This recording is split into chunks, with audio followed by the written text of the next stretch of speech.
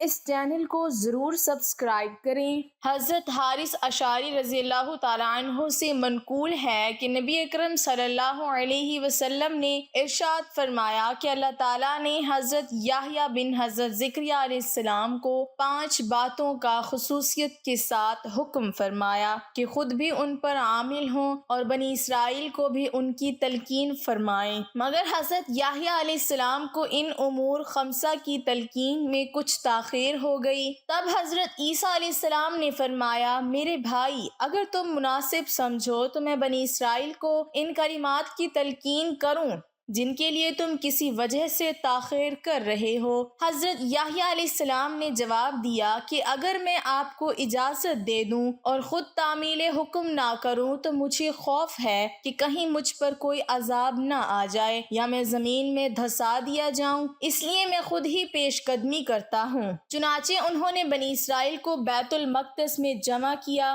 جب مسجد بھر گئی تو واعظ کیا اور ارشاد فرمایا کہ اللہ تعالیٰ نے مجھ کو 5 باتوں کا حکم فرمایا ہے کہ میں خود بھی ان پر عمل کروں اور تم کو بھی عمل کی تلقین کروں۔ ایک اللہ تعالیٰ کے سوا کسی کی پرستش نہ کرو اور نہ کسی کو اس کا شریک ٹھہراؤ، کیونکہ مشرک کی مثال اس غلام کی سی ہے جس کو اس کے مالک نے اپنی رقم سے خریدا، مگر غلام نے یہ طریقہ اختیار کر لیا کہ وہ جو کچھ کماتا ہے وہ مالک کے سوا ایک دوسرے شخص کو دے دیتا ہے۔ ثواب تو اب تم بتاؤ کہ تم میں سے کوئی شخص یہ پسند کرے گا کہ اس کا غلام ایسا ہو، لہٰذا سمجھ لو جب خدا ہی نے تمہیں پیدا کیا ہے اور وہی تم کو رزق دیتا ہے، تم بھی اس کی پرستش کرو اور اس کا کسی کو شریک نہ بناؤ۔ دوسرا، خشوع و خضوع کے ساتھ نماز ادا کرو، کیونکہ جب تک تم نماز میں متوجہ رہو گے خدا تعالیٰ برابر تمہاری جانب رضا اور رغبت کے ساتھ متوجہ رہے گا۔ تیسرا، روزہ رکھو،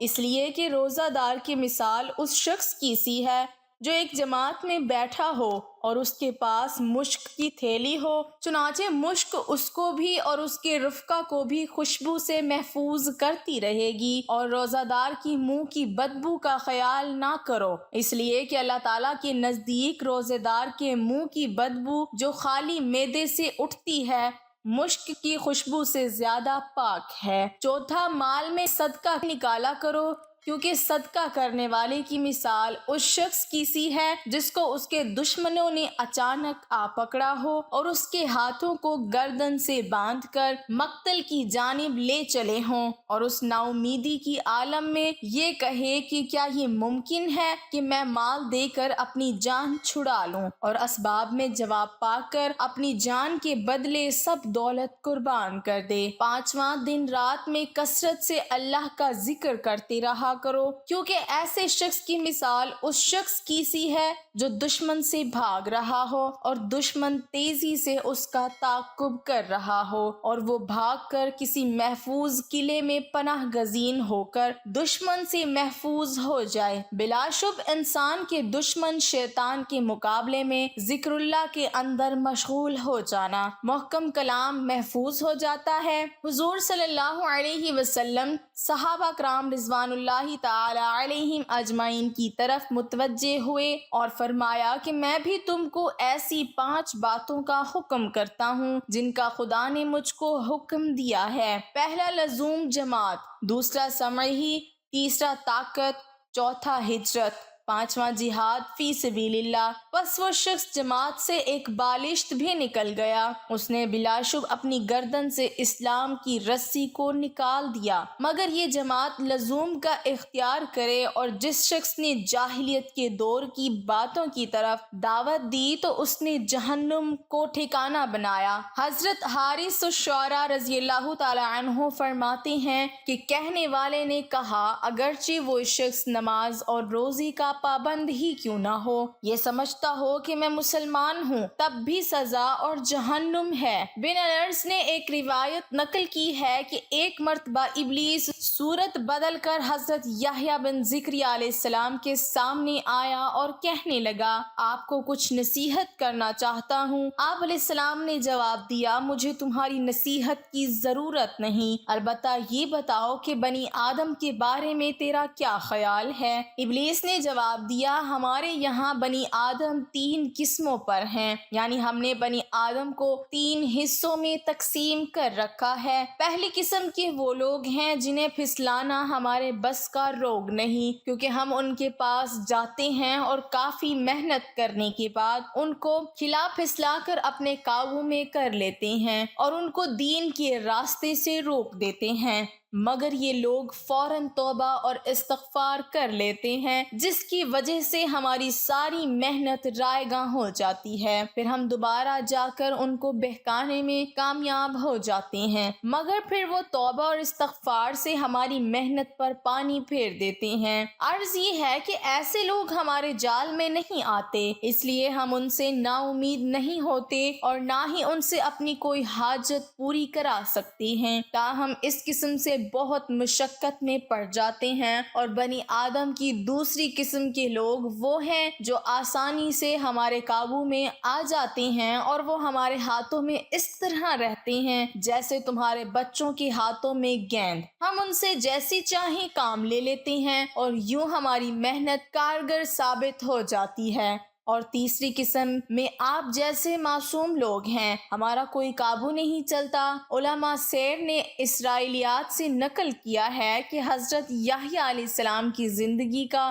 بڑا حصہ صحرا میں بسر ہوا، وہ جنگلوں میں خلوت نشین رہتے اور درختوں کے پتے وغیرہ ان کی خوراک تھی، اور وہیں پر ان پر اللہ تعالیٰ کا کلام نازل ہوا۔ تب انہوں نے دریائے یرون کے نو میں دین الہی کی تبلیغ شروع کر دی اور حضرت عیسیٰ علیہ السلام کے ظہور کی بشارت دینے لگے۔ ابن عساکر حضرت وہب بن منبع رحمۃ اللہ علیہ سے چند روایات نقل کی ہیں، جن کا حاصل یہ ہے کہ حضرت یحییٰ علیہ السلام پر خدا کی خشیت اس درجے تھی کہ وہ اکثر روتے رہتے تھے، حتیٰ کہ ان کی رخساروں پر آنسوؤں کے نشان پڑ گئے تھے۔ چنانچہ ایک دن ان کے والد ماجد حضرت زکریا علیہ السلام ان کو جنگل میں تلاش کرتے ہوئے پا لیا تو فرمایا، بیٹا ہم تیری جدائی کے مضطرب ہو کر تجھے تلاش کر رہے ہیں اور تو یہاں آہو گیر میں مشغول ہے۔ حضرت یحییٰ علیہ السلام نے جواب دیا کہ ابا جان، آپ نے مجھے بتایا ہے کہ جنت اور جہنم کے درمیان ایسا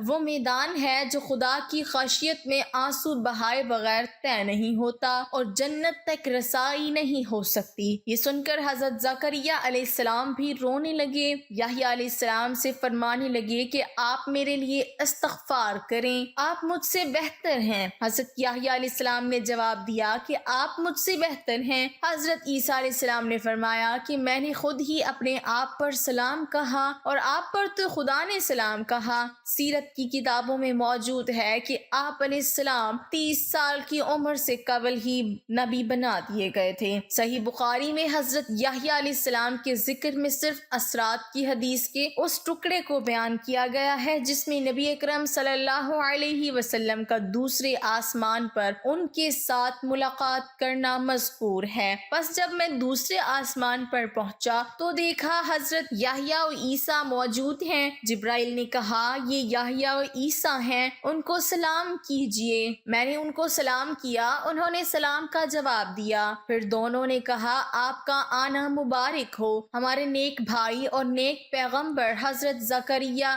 اور یحییٰ علیہ السلام کے واقعات و حالات سے اگرچہ حقیقت بین نگاہیں ہیں جو نتائج اخذ کر سکتی ہیں، تاہم یہ چند باتیں خصوصیت کے ساتھ قابل توجہ ہیں۔ دنیا میں اس شخص کے زیادہ شکی اور بدبخت دوسرا کوئی نہیں ہو سکتا جو ایسی مقدس ہستی کو قتل کر دے جو نہ اس کو ستاتی ہے نہ اس کے مال و دولت پر ہاتھ ڈالتی ہے، بلکہ اس کے برعکس بغیر کسی اجرت کے اس کی زندگی اصلاح کے لیے ہر خدمت انجام دیتی ہے اور اخلاق و اعمال اور عقائد کی ایسی تعلیم بخشتی ہے جو اس شخص کی دنیا اور آخرت دونوں کی فلاح اور سعادت کی کفیل ہو۔ چنانچہ حضور صلی اللہ علیہ وسلم نے اسی بنا پر حضرت عبیدہ بن جراح رضی اللہ تعالی عنہ کے اس سوال پر کہ سب سے زیادہ مستحق عذاب قیامت میں کون شخص ہوگا، ارشاد فرمایا، وہ شخص جو نبی کو یا ایسے شخص کو قتل کرے کرے جو اس کو بھلائی کا حکم کرتا ہو اور برائی سے باز رکھتا ہو۔ اقوام عالم میں یہود کو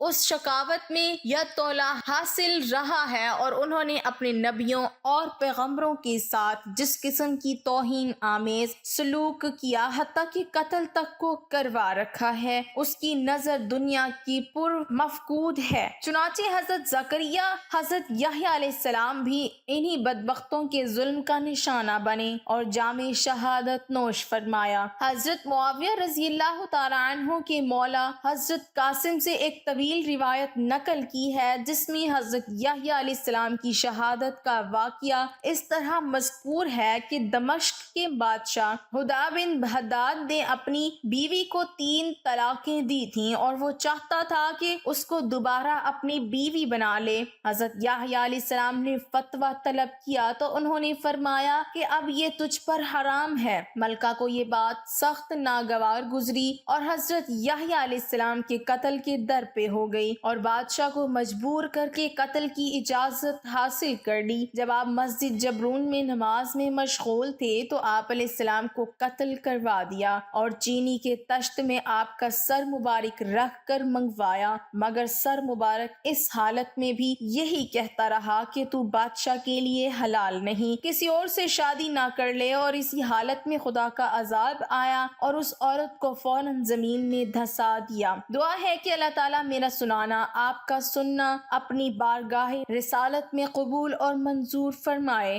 آمین ثم آمین۔